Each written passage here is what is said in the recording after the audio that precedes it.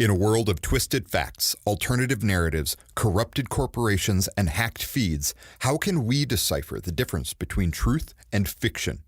It's time to take back the truth.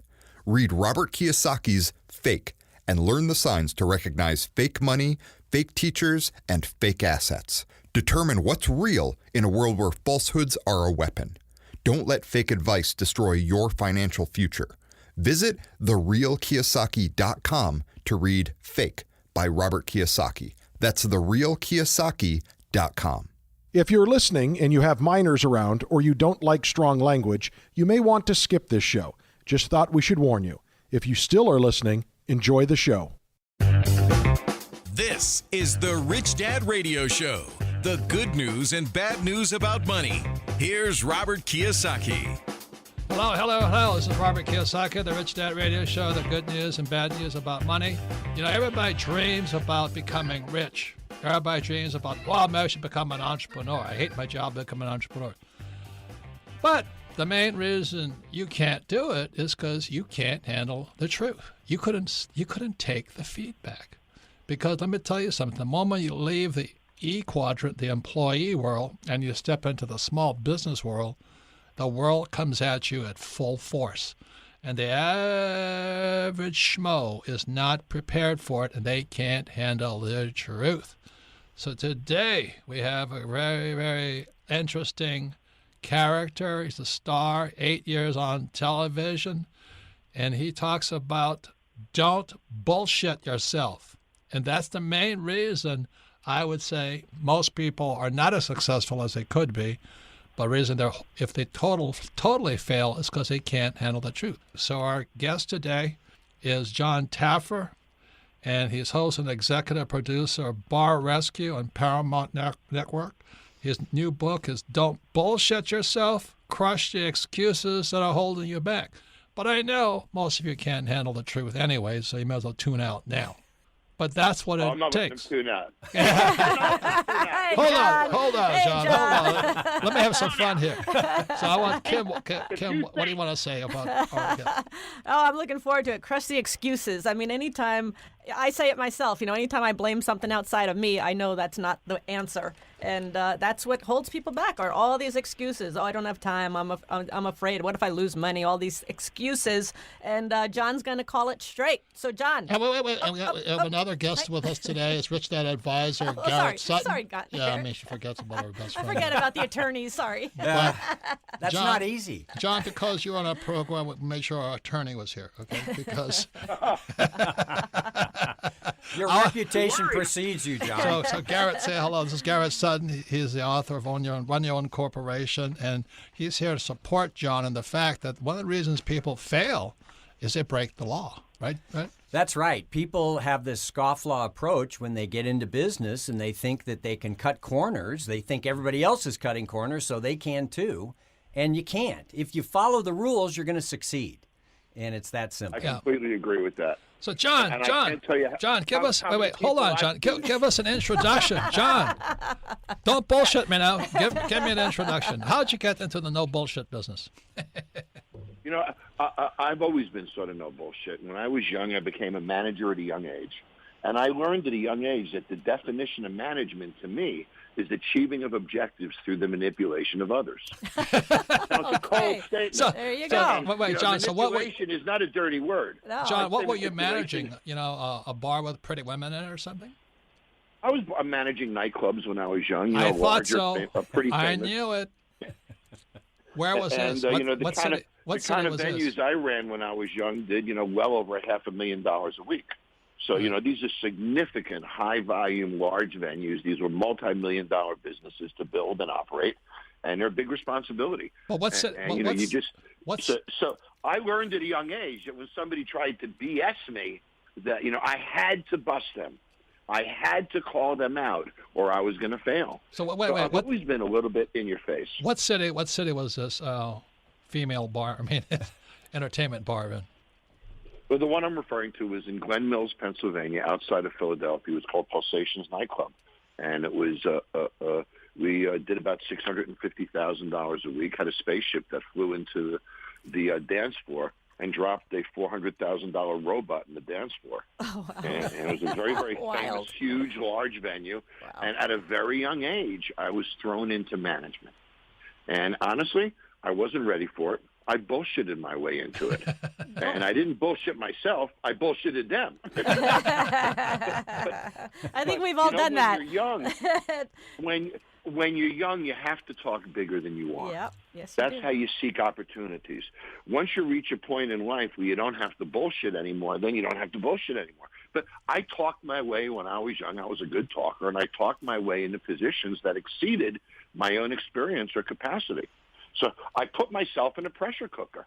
Yep. And that pressure that I put myself under made it pretty intense for the people around me. I had a reputation younger as a manager. I was called things like Gus for Gestapo, and I was a very aggressive manager. Well, that's a really good point, that sometimes you got to bullshit others and say, oh, can you do this? Oh, yeah, I can do that, with no idea that you can do it. I mean, that's what I did as well. Can you do this? Oh, sure, I can do that job. Yeah, I'll do that, having no idea what I was going to do. But the difference is you're committed to doing it. Yeah. You can't say that and take somebody's money and not try. Yeah, you got to go. You got to do it. If you take somebody's money, then you got to freaking really kill yourself to try to do it. And I did. And that's what made me successful. But, the whole bullshit premise happened more in bar rescue. And bar rescue, I never thought I'd be on TV. And somebody said to me, you should be on television. Well, would you explain what bar rescue is? Because we're an international audience. Sure. Bar Rescue is a television show. It's on Paramount Network in North America, and it's on about 3,400 television channels around the world in 4 languages. So many of your listeners have seen it or heard of it. And it's a show where I'm thrown into disastrous bars that are failing and restaurants that are failing. And many are owned by families. Some are owned by partners, brothers, sisters, husband, wives, investors, investment groups that somebody else is running for. And I'm given literally 4 days to turn the business around. And in those 4 days, I have to assess the operations, diagnose what I'm going to do to fix it, reconcept it, rebrand it, remodel it, retrain the staff, infuse new recipes and everything, and reopen it in 4 days. I hate to talk about a pressure cooker. Yeah, I hate to admit this. I've only seen one of your programs, but it was intense. Like you said, it was a family-run restaurant. Everybody's going broke, but you have some hardhead who's in the way of the process. And is that usually the problem? It's the people that are in their own way. Well, I've always said this, and you guys will like this. Every failing business has a failing owner. Period. Hey, come on, don't call me names. So let's put it where it is. Businesses don't fail on their own. They fail because of their leadership, because of the choices and decisions that are made. And that's the whole point of "don't bullshit yourself" is a statement like that, because that statement is complete bullshit. Businesses don't fail. People do. Right. So that's the first premise of understanding. And let me go on for a moment. So when I created Don't Bullshit Yourself, it was after about 120 bar rescues. And somebody came up to me, and I said, why are you failing? And they blamed, this is a true story. I was in Michigan. And I asked the family why they were failing, and they truly blamed the euro in Greece for their failure of a bar in Michigan. Oh, I haven't used that one yet. I'll try that next time. That's my next one. That was over the top. Oh, my gosh. So I realized, okay, in 120 some odd episodes of Bar Rescue, nobody has ever come up to me and said I'm failing because of me. They always have an excuse. It's the president, it's Congress, it's the recession, it's the weather, it's construction on the street, it's the mayor, it's the man on the moon. Everybody has an excuse. Nobody ever comes up to me and says I'm failing because of me. So I realized that, okay, John, excuses are... How do you handle that? Yeah, how do you get them to break it? Well, you have to call them out. So you have to go at people very personally to break down that type of a barrier. And I'll do it one of 4 different ways. First, I'll try to appeal to pride, right? I'll show them a picture of their child. I'll tell them how they've lost their house, how their family is counting on them. Don't you want to do better this? And I'm trying to have their brain open a crack so they realize that they're the reason of failure. Sometimes pride doesn't work. Then I'll go into fear mode. What is your wife going to say to you when you fail? What's going to happen when you lose your house? How are your kids going to feel when you say no to them every day for all the things that they need? How is it going to feel to be a failure? And I challenge one of those two things, and I have to go at them hard, and it's the ugliest part of the show. But at some point, I must make them own it, because if you don't own failure, you'll never own success.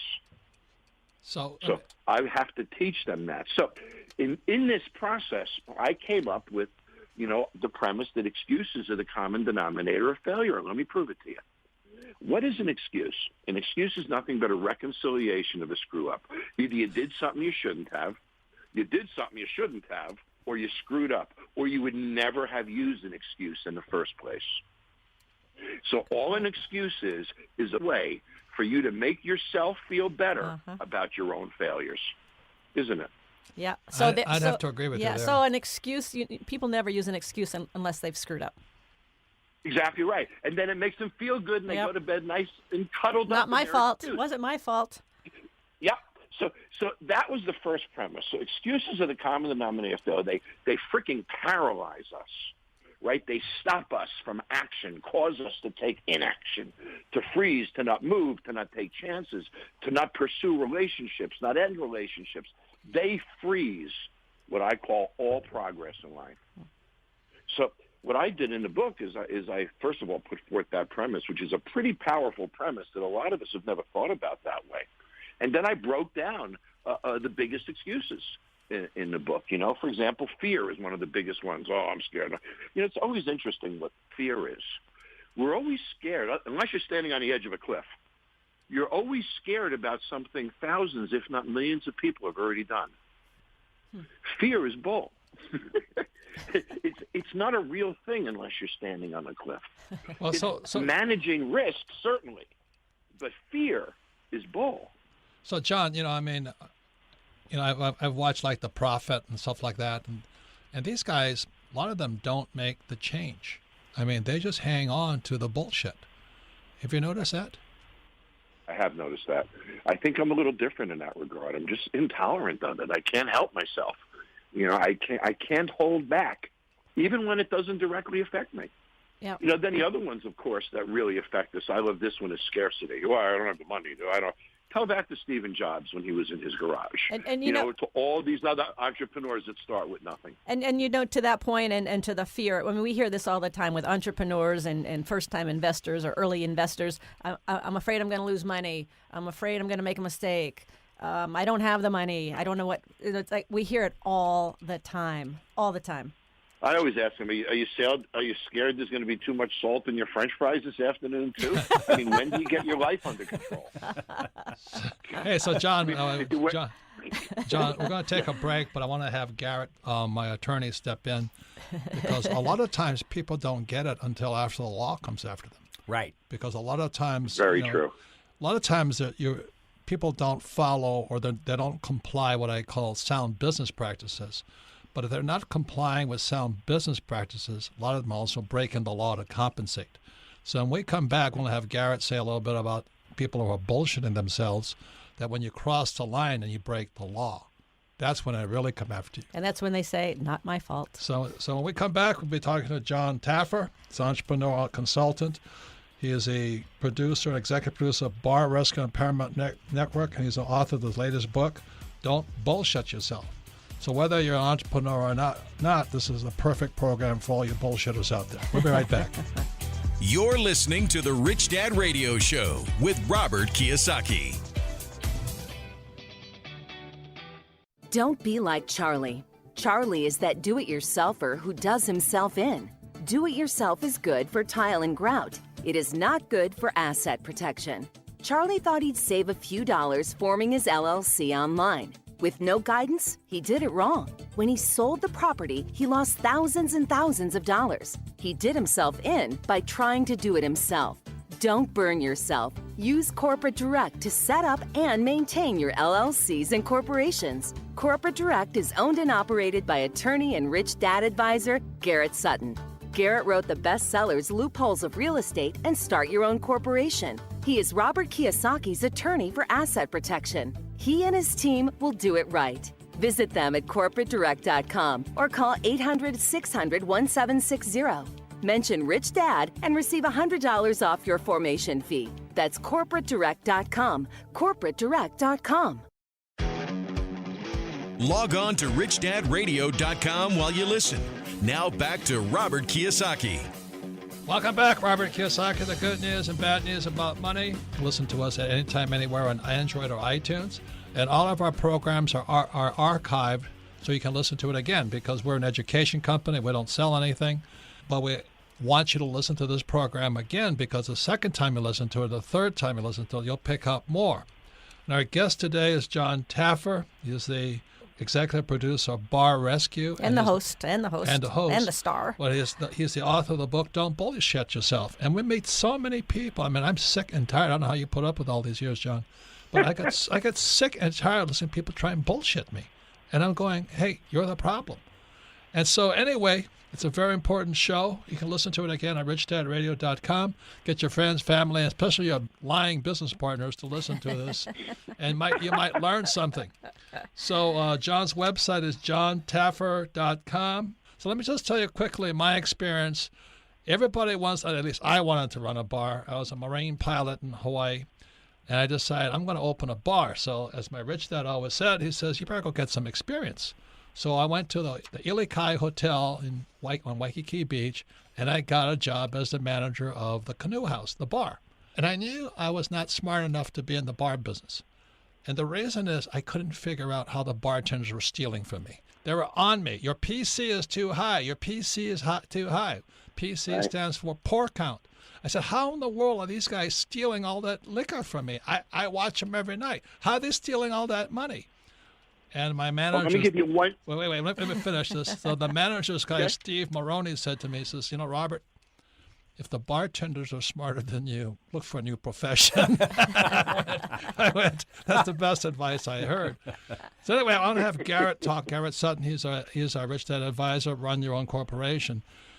But there's a lot of crime that goes on in many organizations, and the crime actually gets to them, right, Garrett? You got to follow the rules, as we said at the start. And I was a waiter and bartender at Lake Tahoe, and then in the Georgetown district of Washington D.C. And what I saw was owners taking money under the table, right?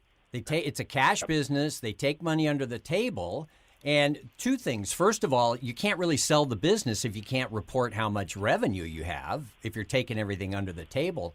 Second of all, the employees see that, and they start taking money under the table. And then all of a sudden, you've got this cancer in the business where everybody isn't following the rules. So it starts at the top. What do you see with that, John? Well, first of all, it's about as stupid can be, because you do burn yourself in the end, because the value of the business is less if you don't report the revenue, of course, right? You're selling a business that is far less valued. But here's what's interesting, and I've been an expert witness in these legal cases.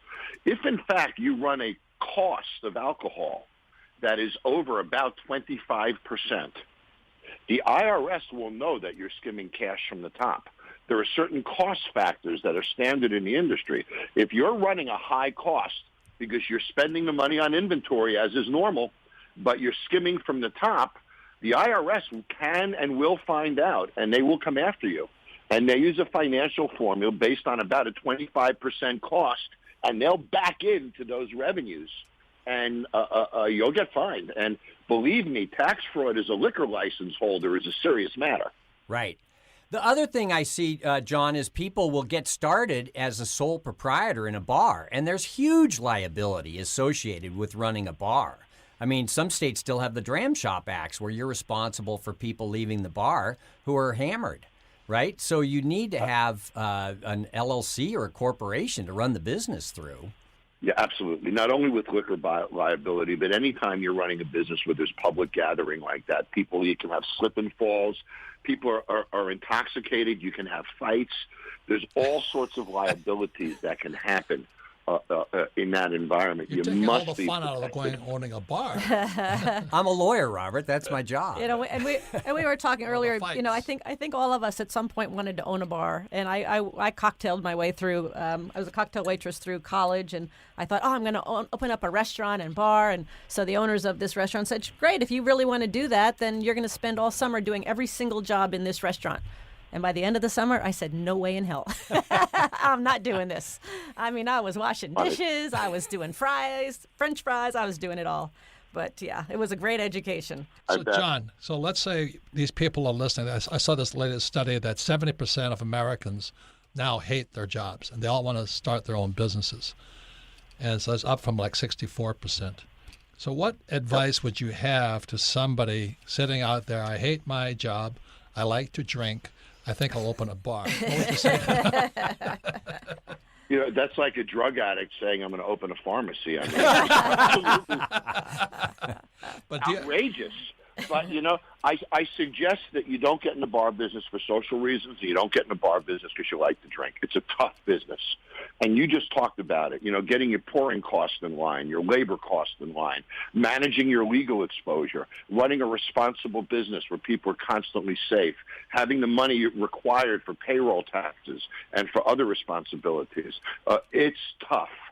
And you got to love the business, not love the product to be good at it. And you bring up a really good point. I was watching an interview that you did, and it was all about customer reactions. And what you were saying, like, for example, in the restaurant business, people think food is the product.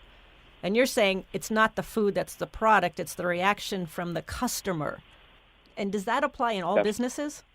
I mean, that's a really strong point. I believe so. You might call it education, what you're doing now. But if you don't entertain and create reactions in people from the content you're creating now, nobody listens. You're not in the content of the education business. You're in the business of creating reactions. The content is not the product. Yes. The content is the vehicle. Amen. The product is the reaction. Amen, That's a John. Really great point. Amen. I'm really a stand-up comedian. As are you, John. As are you. But, a lot of retail's going that way now, right? They're all looking for this experience and to give a customer an experience versus selling them clothing. Well, because an experience connects you to the brand. There's no question about it. And the deeper the brand connection, the greater loyalty and the greater perceived value, which means you can charge a higher price. Yep. So, everything is so experiential today. Yeah. So, John, we're running out of time, but what couple of points would you say to the new guy wanting to start their own business, especially a bar or restaurant business? What would you say to them? First of all, there's no greater journey in life than starting your own business. The risk itself is invigorating. Yes. Writing a check, knowing that you're taking a risk on yourself, believing in yourself. All of these things are some of the greatest moments you'll have in your life. So there's no greater journey in my view. Here's what you need to do. You need to have extra money. Understand that whatever you're going to do is going to take a little longer than you plan. It's probably going to cost a little more than you plan. And getting the profitability might take a little longer than you plan. So you need time to make mistakes and learn what you're doing. Money buys time. And I believe many new small business ventures, and I know you guys will agree with me, don't fail per se. They run out of time before they could have become profitable. Yeah. Amen. Just like the football game. So if you had a few extra dollars, you could have made it another month or two and figured it out. You could have made it into the next season. So have the money that provides you with the room to make the mistakes that you're going to inherently make. And with those extra dollars, far more businesses will find that success. Well, it's taken me 25 years. I still haven't made it, John. What's wrong with me? And so, John, you go out and you rescue these bars and restaurants. Can any bar and rescue be saved? Or maybe any bar or restaurant be saved? I believe it can. Especially if it was successful at any point in time. But yes, I mean, there are locations that people can't get to. You can't make a left, you can't make a right, there's no parking. I mean, there are physical barriers to success, no question. But those physical barriers aside, you bet. And after about 189 or so bar rescues, there's an independent website that tracks our success that we have nothing to do with. And my people say on TV they have enough money for 2 or 3 weeks. Sometimes we have to write checks to keep the lights on while we're there. Wow. That's how broke these people are.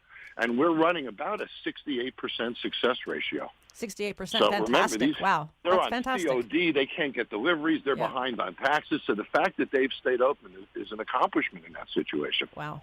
Well, congratulations for all your success and being willing to share your success with the world. This is fun. It is fun. And you've seen more failures than most people, huh?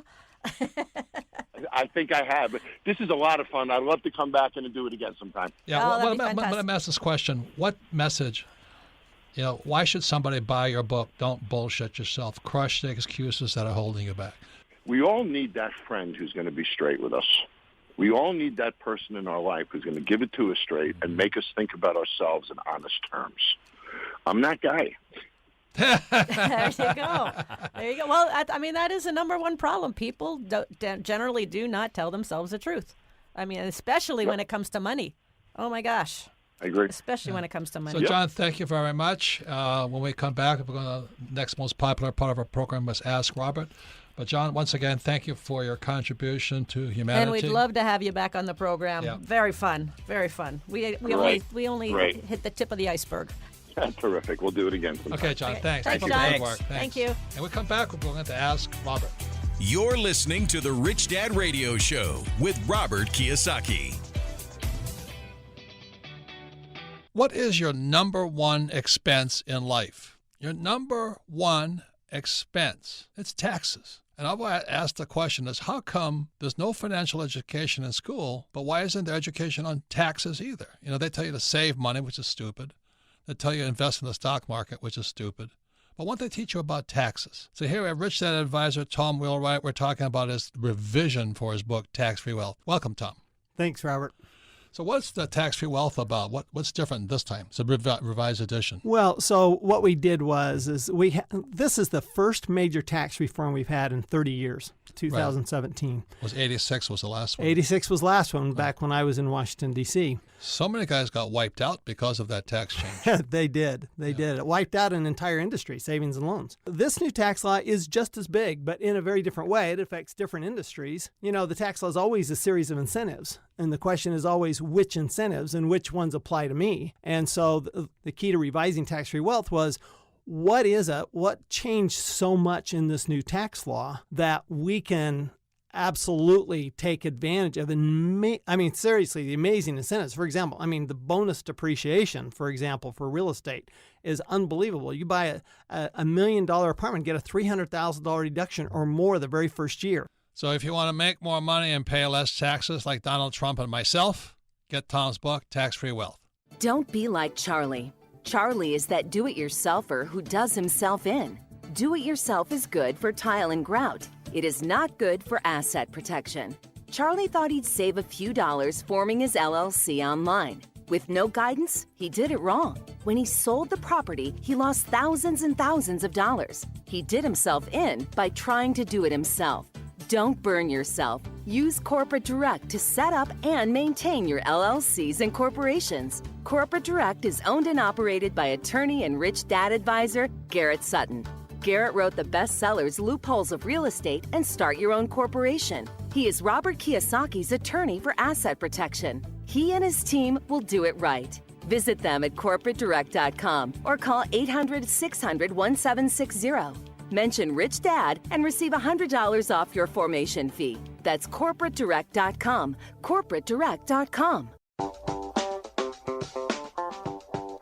It pays to listen. Now back to Robert Kiyosaki and the Rich Dad Radio Show. Welcome back, Robert Kiyosaki, the Rich Dad Radio Show, the good news and bad news about money. And I want to thank John Taffer, entrepreneur consultant and host and executive producer of Bar Rescue on Paramount Network. And he's the author of Don't Bullshit Yourself. And this thing about you can't handle the truth, that's the main reason people fail, is because they don't want somebody in your face. So anyway, you can listen to the Rich Dad Radio Show anytime, anywhere on iTunes or Android. And you can listen to this program again at richdadradio.com because we archive all of our programs. Why do we archive it? Because we're an education company. You listen to this program one more time, you'll get twice as much out of it. But most importantly, if you have friends, family, and business associates who are skimming stuff, have them listen to it. Because you have somebody who's a crook, and there's a lot of them, especially in small business. As soon as I walk into a small business and say, we'll give you a discount for cash, they're probably palming the money somewhere. They're not paying their tax bills. That's criminal. That's a federal offense. But people do it all the time. And you don't have to do it if you have the right, should I say, professional advice. And so, ladies and gentlemen, don't have to break the law to save money. Any comments, Kim? Well, I really enjoyed John Taffer. He was great. He actually has an earlier book that he came out with in 2013, which I thought is interesting. It's called Raise the Bar, and it's about how to maximize customer reactions. And he talked about, the product typically isn't food, isn't education, the product isn't the dress, it's how the customer reacts. And I thought that was just a really unique way of looking at things. So it's called Raise the Bar. And he's a really, really outstanding marketing guy. He's worked with the NFL, Ritz-Carlton Hotels, Hyatt Hotels, Marriott, Holiday Inn Hotels, Sheraton Hotels, Peninsula Hotels, TGI Fridays, Buffalo Wild Wings, Famous Dave's Barbecue, Wolfgang Puck Express, Anheuser-Busch. So he is a marketing genius, this guy. So if you want to many people forget about the customer reaction. And I would say that one of the reasons Rich Dad is successful is the reaction from our customers like you, the people who listen to us, because we're not always technically the best. We're not telling you this is A, B, C, D. We just have fun, learn. So coming to Ask Robert, we also have Garrett Sutton. He is a Rich Dad advisor on legal matters. And the reason for that is many entrepreneurs break the law. And they do it because they want to cut corners, save a few bucks. They always say this, I think I can get away with it. And they're thinking like such a small business owner. Yeah. That keeps them small. And we're very much into being above the law, right, Garrett? Absolutely. You can make so much money by following the law, right? If you're going to succeed in business, follow the law. The law it's a path for you to be successful. Yeah. So I see that a lot, Kim, as well. And I just have to tell people, look, the laws are here to help you, not to hurt you. Yeah. And, when John talks about excuses, I know of one person specifically who they've done some things and the law came after them. And all he could say every single time is, it's not my fault. I did everything I was supposed to do. I did everything right. It's not my fault. Well, something went wrong. And ignorance of the law is no excuse. You can't say I didn't know that law. You are held to know the law. Right. So once again, you can send your commissions to ask questions. You can send your questions to Ask Robert. Commissions. You can send your commissions here, too. But don't declare it, okay? Declare it. So submit your questions to AskRobert@RichDadRadio.com. So, Melissa, what are some of the questions? Our first question today, Robert, comes from Victor in Alabama. Favorite book, Rich Dad, Poor Dad. He says, if I'm just starting to learn and create apps, does it make financial or tax sense to form an LLC, like a family LLC? And that's a very important question, because the reason we have Garrett here is Kim and I are not attorneys. And that's the biggest mistake people make, is they ask people who want to sell you something or have no experience, or family members who are idiots. But you should ask an attorney who has no personal stake in this whole thing. Because the reason we have Garrett here today was for these questions. There's a lot of people in the financial services business handing out bad advice, right, Garrett? Absolutely. We see it all the time on the internet, on seminars out there, where you're listening to really bad advice. And so you need to be able to gain this information yourself. It may entail some reading. It may entail kissing some frogs, but you're going to have to get just hire an attorney. It's a lot easier. Hire the right attorney for sure. And you actually had an experience where you tried to give the correct advice. That's true. What happened? Well, Kim, I was at a seminar, and this promoter, who was not an attorney, was selling a legal product, claiming that he represented this box of forms represented an entity that didn't exist, right? And so I went up there and said... What was the entity? It was called the Family Limited Partnership. There's no such thing? There's a limited partnership, but he made it sound like there was this special secret entity called the Family Limited Partnership. And it's just a limited partnership that holds family assets. But he was selling this thing, and I got up there, the next speaker up, and said, there's no such thing as a family limited partnership, and they kicked me out of the room. But that's my job. I did, but that's my job is to tell people what exists and what doesn't exist. So in this case, there's really, again, no such thing as a family LLC. There's LLCs that can hold family assets. But I would suggest that an LLC, perhaps taxed as an S-Corp, would be a good way for him to go. So what book could they buy of yours that would give them kind of a I think Start Your Own Corporation would be the place to start with this. That's with Garrett Sutton. That's why we have Garrett, because people come up to me all the time, ask me legal questions, and I say, I'm not an attorney. Now, what would happen if I was dispensing legal advice, Garrett? Well, you could get in trouble, Robert. Yeah. And, there are people out there that do dispense legal advice who aren't lawyers. And it's hard for the state bar in the various states to catch up with these people. So your listeners, the people listening today, have to be very careful not to take advice from people who aren't attorneys, who aren't accountants, who aren't professionals in the field they're talking about. We always say, be very careful of who you take advice from. Absolutely. And that's why we have the Rich Dad Advisors, because these are really Garrett is really our advisor. Garrett saved us millions of dollars because, as you know, once you get successful, they start suing you, right? We are a litigious society, and when you start gaining assets, there's a big target on your back. Yep. Either you're protected at that point or you're not. And what's keeping us alive today is we followed the rules, right? Right. And we set up the entities before we got big. Correct. Before, when we were small, we set it up correctly with you. Right. Because our plan was to get big, but even if not big, we can still have the same problems. Well, and it's like the question with the app. I mean, an app can go big quickly, and you want to have that set up right at the start. As well, an app involves intellectual property. If you hold that intellectual property in your individual name and get in a car wreck, someone could get that patent right away. As well, you can't deduct your business expenses unless you have an entity. So what's the name of your book again? It's the Rich Dad Advisor Start book? Your Own Corporation. With Garrett Sutton. So the most important thing, ladies and gentlemen, is ask a real attorney, not somebody who plays an attorney on TV. Okay? So what's the next question, Melissa? Our next question comes from Elijah in Washington, D.C. Favorite book, Cashflow Quadrant. What are the biggest differences in terms of taxation between an S-Corp and an LLC? Well, again, I have no idea because I'm not an attorney or an accountant. So what's your response to that, Garrett? Well, the LLC offers all sorts of flexibility with regard to taxation. You can be a partnership, you can be a C Corp, an S Corp. So the LLC is whatever you want it to be tax-wise. The S Corp is a flow-through tax vehicle that allows you to pay yourself a reasonable salary. You'll pay payroll taxes on that, which if you own the business is 15.3%. And then the money can flow through without payroll taxes. It can flow through as a distribution. But that should be an accountant and an attorney. That's an accountant question. And an attorney question. Correct. I think the biggest mistake I've seen people make all the time, they ask an accountant when they should have been talking to an attorney, and they talk to an attorney when they should have been talking to an accountant. So that's why, Kim and I have Tom Wheelwright and Garrett Sutton, and I make no decisions on my own. Right, and Garrett? You guys talk together all the time. We talk a lot, and I kid Tom. I say that CPA stands for cannot protect assets.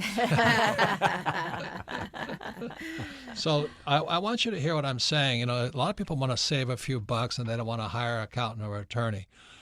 But that's what you have a license for, right? I mean, you don't want to risk your license. No, and my obligation is to the client. I have a fiduciary duty to the client. I'm not going to sell them a bunch of entities they don't need. We're going to set it up with just the right amount of entities that will protect them. Instead of some of these promoters say you need 7 layers of entities. That's nonsense. That's just them billing you for more entities. And in the financial services industry, especially these mutual fund guys, I go to these, I call them rubber chicken dinners, it's where they serve you a rubber chicken for dinner. And they tell you about some new way that their mutual funds are going to save you and make you money. And they're no different than the last guy at the rubber chicken dinner I went to. And it is shocking how uneducated, if you're uneducated, how much bad information is out there. They're just trying to sell you something. They don't really care if you use it. So that's why we have Rich Dad Advisors and people like Garrett around us. Next question, Melissa. Our next question comes from Titus in Appleton, Wisconsin. Favorite book, Rich Dad, Poor Dad.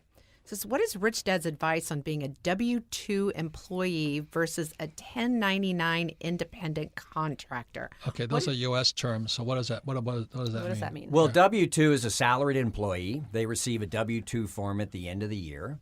A 1099 is an independent contractor, someone who's not an employee of the business but provides services to the business, either through their own company or individually. And that's a form you get at the end of the year, a 1099. So W-2 would be employee, 1099 would be independent contractor. And this is a huge issue in the U.S. The IRS, they need payroll taxes. They need money for Social Security. So they are starting to characterize people as employees so they can collect more payroll taxes. But the big difference, if you're a W-2, like an employee, the government gets paid first. Right. So the taxes come out of your payroll before you get paid. Governments get paid first. With a 1099, governments get paid last, right? Right, and the IRS doesn't like the whole 1099 phenomena. And it's really interesting in California where all these wage claims are coming up. People who paid people as 1099 employees, those employees are going back and suing the businesses in California saying, I should have been treated as an employee. Oh my gosh. And there are all these lawsuits now. I talked to a client the other day. They had 35 employees. They treated them as independent contractors. The state of California, the labor commissioner came in and said, okay, well, you owe us and them $1 million. These guys don't have $1 million. It's going to shut them down, right? They're going to have to go out of business. But the worst part is the state of California now says if you made these payments to them through your business, you are personally liable. Even though you had no intent, you weren't an officer or director, you're personally liable for these payments now. So not only are people struggling in their business, but now they are personally responsible. They have to make these payments out of their own financial resources. It goes back to the regulations are just killing small business, just killing it. Well, it goes more than that with CalPERS, which is the largest state employee pension plan. They're bankrupt. Well, they're $1 trillion underwater. Yeah, there's no way they can recover. Oh, my gosh. And so this guy, Martin Armstrong, is a pretty radical guy. He just says, move out of California now. Yeah. And a lot of people are moving out of California. We see it in Reno, Nevada. There are a lot of Californians moving out. Yep. So, ladies and gentlemen, that's why you want the best legal and the best tax advice possible. Most important, follow the law. Comply, comply, comply. Don't try and save a few bucks here and there because it eventually comes back to haunt you. So once again, I want to thank John Taffer, entrepreneur, consultant, host, and executive producer of Bar Rescue. He's author of Don't Bullshit Yourself, Crush the Excuses That Are Holding You Back. I want to thank Garrett Sutton, author of Run Your Own Corporation, and Rich Dad Advisor. And in final words, Kim? I just thought this was fascinating, and if you find yourself making an excuse, you might want to look in the mirror. Right. And so once again, submit your questions to Ask Robert at Rich Dad Radio, and thank you very much for listening to this program. Thank you.